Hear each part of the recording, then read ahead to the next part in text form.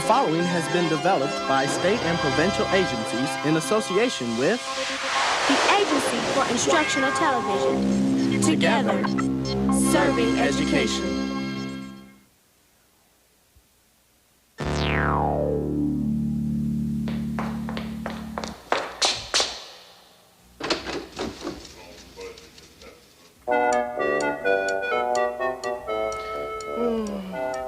What's the matter? I'm depressed. About what? Well, the fact that I have to give a speech tomorrow and knowing that nobody ever listens to me. Well, a speech about what? Well, the importance of being a good neighbor. It's important to be a good neighbor because I guess if you aren't, then nobody would like you. And who would be willing to loan you a cup of sugar if you ever ran out? And stuff like that. You know what I mean?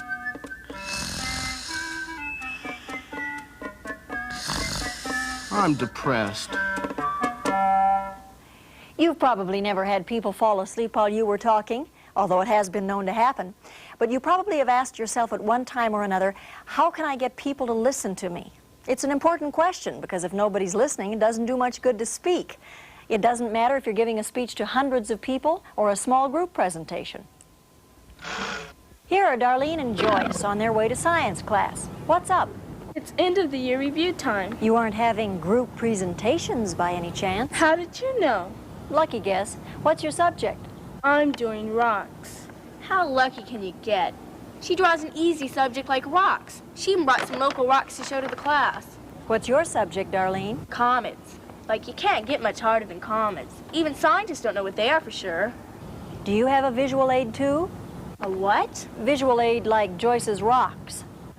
What am I supposed to do? Pick a comet up off the ground, put it in a bag, and bring it to class? Just a thought. Rocks. How lucky can you get?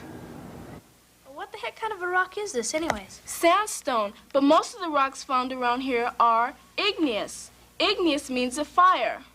So, what do you think an igneous rock is? Is it a melted rock turned cold?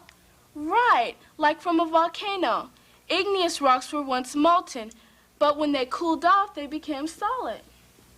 Well, I guess it's my turn.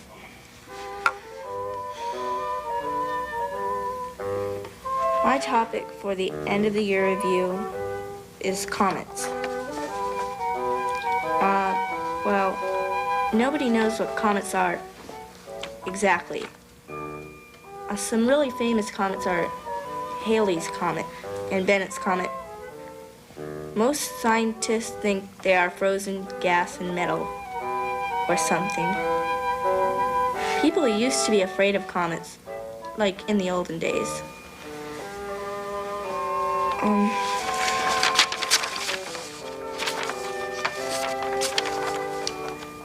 Scientists think the tail is formed when the sun melts some of the comet, like the gas, and sends it in space again. Comets follow elliptical orbits around the sun. And that's about it. Well, as you can see by the interest meter, Darlene's presentation was not exactly what you would call a wowie. Despite what Darlene thinks, comets can be very interesting. The problem she had was getting people to listen. Now here's a tip for getting people to listen to you. First, plan your presentation. Decide what your purpose is. Next, involve the listeners. Figure out some way to hold their attention and to make the information meaningful. And finally, practice. Go off by yourself and actually rehearse it, or you can try a dry run on someone to see how it goes over. There's our tip, or PIP maybe, P-I-P. Plan, involve, practice. Now, the longer your presentation is, the more important it is to plan, involve, and practice. But it can also be important if your presentation is short, say only a minute or 30 seconds. Tonight at 8, MGM Musical Suite continues with Fred Astaire in The Bandwagon. The world is a stage is the world of entertainment. I see a new sun up in a new sky. Fred Astaire and century star in the Have you ever thought about how much planning and practice goes into something like a radio or television commercial? Producer Carrie Cummings explains. It is a promotion person's business to get one's attention immediately. At most, we have 30 seconds to tell our story, whatever it is. And if you do not grab the viewer in the first 4 seconds, you have not grabbed the viewer. There is so much on television, there is so much information, there is so much input that you have got to interest the audience, involve the audience right from the start.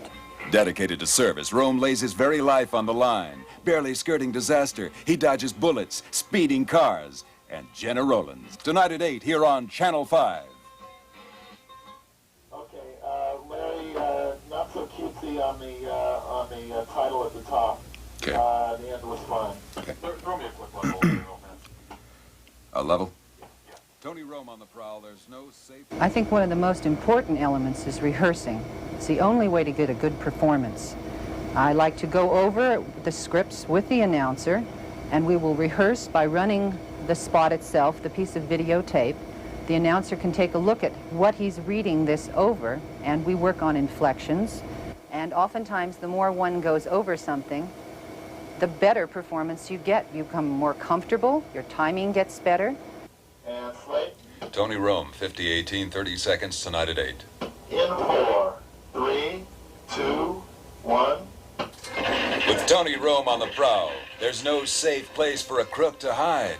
Tonight at 8, Frank Sinatra is a freewheeling private investigator. He's Tony Rome, hot after a high-class jewel thief.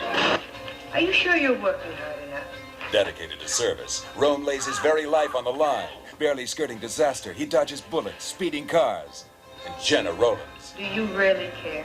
Frank Sinatra is Tony Rome. Tonight at 8 here on Channel 5. Picasso. Excellent. That's a keeper. Who was that man? He was incredible. That's all I've got to say. Obviously, a lot more work goes into planning a 30-second television commercial than one would think. You probably wouldn't need to put in that much time and effort on most projects. Still, you wouldn't want to walk into something like, say, a public speaking situation cold either. I mean, suppose you had to give an honest-to-goodness speech. Maybe it's before the whole student body. You'd probably want to try it out on somebody first. Mr. Harrison, members of the faculty, fellow students. As student body treasurer, I have compiled all expenditures for the school year. They are as follows. This year we raised $863.13 from the paper drive and pancake breakfast. Student body activities generated another $416.35. There was also a carryover from last year's account for a total of $1,484.52. Against that amount, the following charges were made. $578.96, or 39% of the money, went to cover overhead for various student body activities. $623.50, or about 42% of the total account, went to buy a new sound system for the auditorium. This leaves us with a balance of $282.06, or roughly 19% of this year's gross. Boring. You need a little something, Scott. Well, you guys need to know what's going on at the Student Body Fund. Maybe you should start it off with a joke. For example, take the Student Body Fund. Please.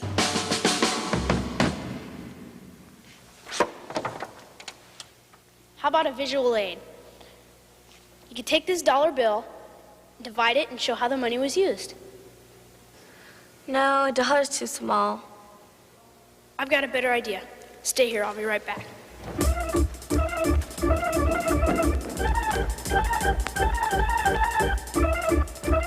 Boy, time sure flies when you're having fun. Sure.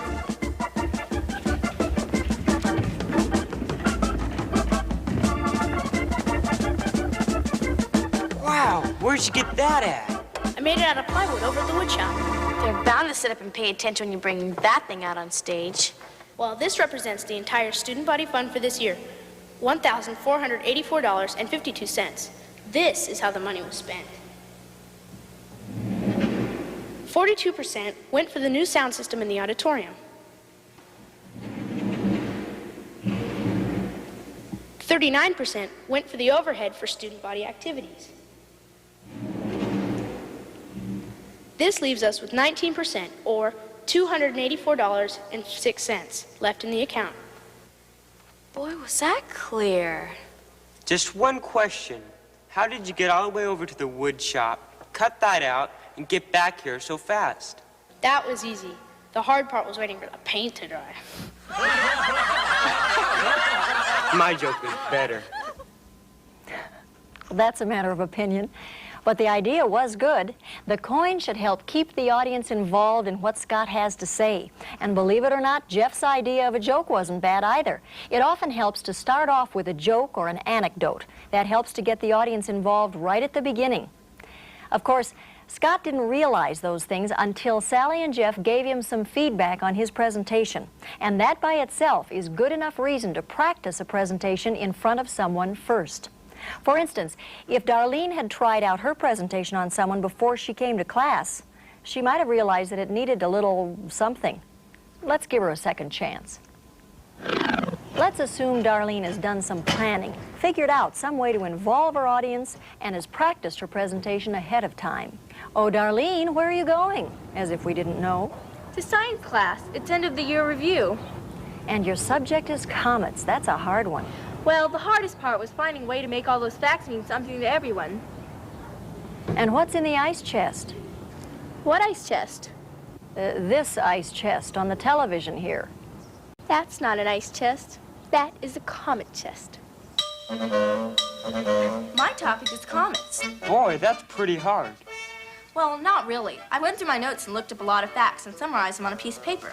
Here, pass them around, please. Even though they are very much like planets when they orbit the sun, comets are really different. They are basically ice, frozen gas, and a little metal. God, it sounds hard to remember. Well, no. Here, pass this around. Wow, where'd you get that? Bend it. Now, pretend like this is a comet orbiting the sun. Let's go skiing. Boy, is this dumb. Yeah, but I bet you remember what a comet's made of. Oh, wow. Let's go take it. Much better. Group interest is right up there at the wowie level. Quite a change from Darlene's first attempt. Of course, she was more self-confident that second time around. Self-confidence can be a nice byproduct of knowing that people are listening to you. All it takes is a little time to plan. Darlene decided to put a lot of the information on a handout sheet. This gave her more time for the demonstration. The block of ice was a nice way to involve the listeners, just as Scott's oversized coin was. But you can also involve your audience by asking questions or maybe telling a brief anecdote. Finally, practice. Rehearse by yourself, maybe using a tape recorder. Or you can try out your presentation on others and get their reaction. The next time you want to make sure that people listen to you, try our PIP. Plan, involve, and practice.